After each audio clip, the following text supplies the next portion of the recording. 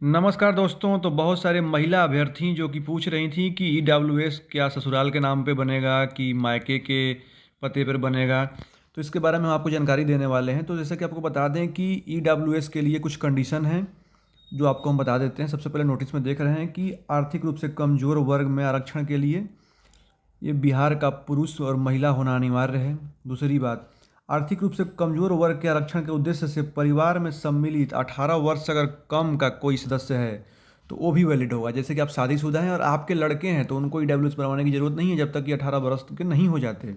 तीसरी बात, विवाहित पुरुष के पक्ष में आर्थिक रूप से कमजोर वर्ग के नियमित आय एवं परिसंपत्ति प्रमाण पत्र एवं उसके परिवार के आय एवं परिसंपत्ति के आधार पर निर्गत होगा।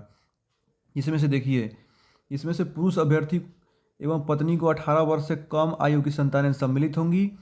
यह मूल प्रमाण पत्र मूल स्थान से निर्गत किया जाएगा।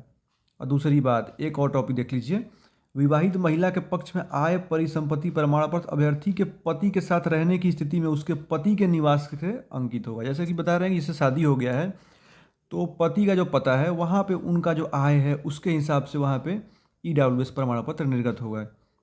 यहाँ पे देखिए, जिससे कि स्पष्ट हो जाए कि विवेचित महिला बिहार राज्य की ही निवासी हो। अदर स्टेट के लिए आप अगर अदर स्टेट चले जाती हैं तो फिर आपका ईडब्ल्यूएस नहीं बनेगा। और पांचवा देख लीजिए, पांचवा में यह है कि विवाहित महिला अविवाहित पुरुष के मामले में आय एवं परिसंपत्ति प्रमाण पत्र उसके पिता के मूल निवास अंचल से निर्गत होगा। अब ये बोला कि अगर अविवाहित हैं पुरुष और महिला तो उनका आय और परिसंपत्ति प्रमाण पत्र पिता के मूल निवास जो है पैतृक निवास वहाँ से ही निर्गत होगा। साथ ही आर्थिक रूप से कमजोर वर्ग का प्रमाण पत्र पिता के मूल निवास से अंकित होगा। उसके बाद नीचे देखिए, आपको छठा बता दे रहे हैं। थोड़ा स्लाइड ऊपर करते हैं। ये देखिए,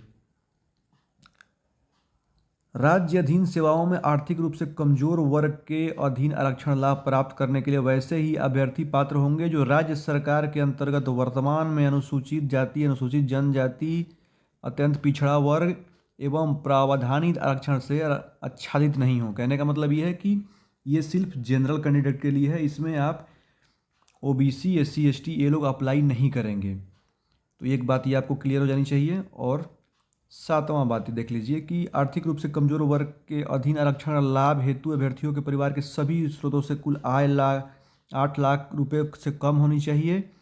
वार्षिक आय में आवेदन के पूर्ववर्ती वित्तीय वर्ष के वेतन, कृषि, व्यापार सबसे मिला के मतलब आपका 8 लाख से कम आय होना चाहिए। उसके बाद देखिए, आय एवं परिसंपत्ति प्रमाण पत्र निर्गत तिथि से अगले 1 वर्ष के लिए मान्य होगा। तो आपको सबसे पहले ये अपने थंबनेल में देखा होगा कि ईडब्ल्यूएस में बहुत बड़ा बदलाव। तो हम आपको यही बताने वाले थे कि पहले बिहार में क्या होता था कि अप्रैल से 31 मार्च तक आपका सर्टिफिकेट वैलिड होता था। अगर आप दिसंबर में कराए हैं तो वो 3-4 महीने बाद ही आपका सर्टिफिकेट इनवैलिड हो जाता था। बट अब सरकार ने एक नया फैसला लिया है कि अगर आप मान लीजिए कि आपका मार्च में ख़त्म होता है तो अगर आप फरवरी में सर्टिफिकेट बनाते हैं तो अगले साल फरवरी तक आपका सर्टिफिकेट ये वैलिड होगा। तो ये कुछ ज़रूरी कंडीशन थी जो हमने सोचा कि आपको बता दिया जाए ताकि कोई परेशानी ना हो। अगर कोई आपको भी मूल समस्या है, कोई भी दिक्कत है तो आप कमेंट बॉक्स में बताएं, हम उसके बारे में ज़रूर जानकारी देंगे। चलिए मिलते हैं नेक्स्ट वीडियो में। धन्यवाद।